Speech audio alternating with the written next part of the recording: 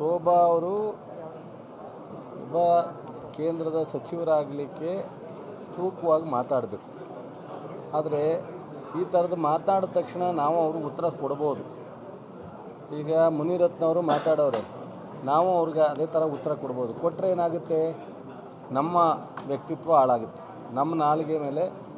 So ಜನ ನೋಡಿದವರು ಇದೇನು ಈ ಥರ ಅಂತಾರೆ. ಶೋಭಾ ಅವರಾಗಲಿ ಅಶೋಕರಾಗಲಿ ಇದನ್ನೆಲ್ಲ ಅವರಿಗೆ ಬೇಕಾಗಿರ್ತಕ್ಕಂಥದ್ದು ಸಾರ್ವಜನಿಕ ಹಿತನೂ ಅಲ್ಲ, ಶಾಂತಿನೂ ಅಲ್ಲ. ಅವ್ರಿಗೆ ಬೇಕಾಗಿರ್ತಕ್ಕಂಥದ್ದು ಮಂಡ್ಯ ಜಿಲ್ಲೆ. ಅವ್ರ ಕೈಲಿ ಭಾಳ ವರ್ಷದಿಂದ ಪ್ರಯತ್ನ ಮಾಡಿದ್ರು. ಈಗ ಜನತಾದಳದವ್ರು ಬಂದ ಮೇಲೆ ರೆಕ್ಕೆ ಪುಕ್ಕ ಜಾಸ್ತಿ ಆಗಿದೆ. ಇಬ್ಬರು ಸೇರಿ ಕೆರಗೋಡಿಂದನೂ ಸ್ಟಾರ್ಟ್ ಮಾಡಿದ್ದಾರೆ. ಮೊನ್ನೆ KRಪೇಟೆಯಲ್ಲೂ ಒಂದು ಸಣ್ಣದಾಗಿ ನಡೆಯೋ ಪ್ರಯತ್ನ ಮಾಡಿದ್ರು. ಪಾಂಡವಪುರದಲ್ಲಿ ಮಂಗಳೂರಿಂದ ಬಂದಿದ್ದಾರೆ.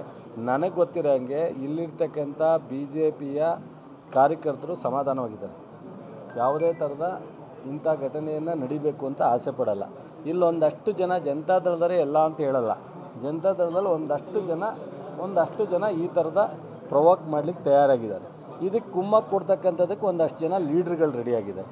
ಅದಕ್ಕೆ ತಯಾರಾಗಿ ಸಂಸದರು ಅವ್ರು ಮಾಡಬೇಕಾದಂಥ ಜವಾಬ್ದಾರಿ ಕೆಲಸ ಬಿಟ್ಬಿಟ್ಟು ಇದ್ರ ಕಡೆ ಗಮನ ಹರಿಸ್ಲಿ ಅದನ್ನೆಲ್ಲ. ಸೊ ಈ ಜನನೇ ನಿಭಾಯಿಸ್ತಾರೆ. ನಮ್ಮ ಗಂಟೆ ಏನು ಬಿಡಲ್ಲ. ನಮ್ಮ ಜಿಲ್ಲೆ ಜನ ಇಂಥದ್ದನ್ನು ಯಾವತ್ತೂ ಬಯಸೋದಿಲ್ಲ, ಇದನ್ನು ಸಹಿಸೋದು ಇಲ್ಲ. ಯಾರು ಮಾಡಿದ್ರೂ ತಪ್ಪೇ ಅಲ್ಲ, ಆಗುತ್ತೆ. ಅದೇ ರೀತಿ ಈಗ ಇವ್ರಿಗೂ ಒಂದು ನೋಟಿಸು ಹೋಗುತ್ತೆ.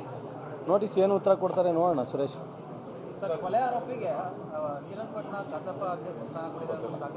ನೋಡ್ರಿ, ಅಮಿತ್ ಶಾ ಬಗ್ಗೆನೂ ಕೇಸಿದೆ, ಮೋದಿ ಬಗ್ಗೆನೂ ಕೇಸಿದೆ, ನನ್ನ ಬಗ್ಗೆನೂ ಕೇಸಿದೆ, ರವಿ ಅಣ್ಣ ಬಗ್ಗೆನೂ ಕೇಸಿದೆ. ಏನು ಮಾಡಬೇಕು?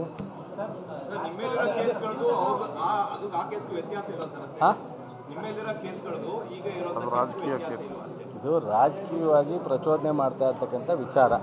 ಆದರೂ ನೀವು ಹೇಳಿದ್ದೀರಾ, ನಾನು ನೋಡ್ತೀನಿ ಆ ಕೇಸು ಹಿನ್ನೆಲೆ, ಅವರ ಇವತ್ತು ಏನಿದೆ ಸ್ಟೇಟಸ್ಸು ಎಲ್ಲ ನೋಡಿ ತೀರ್ಮಾನ ಮಾಡಿ.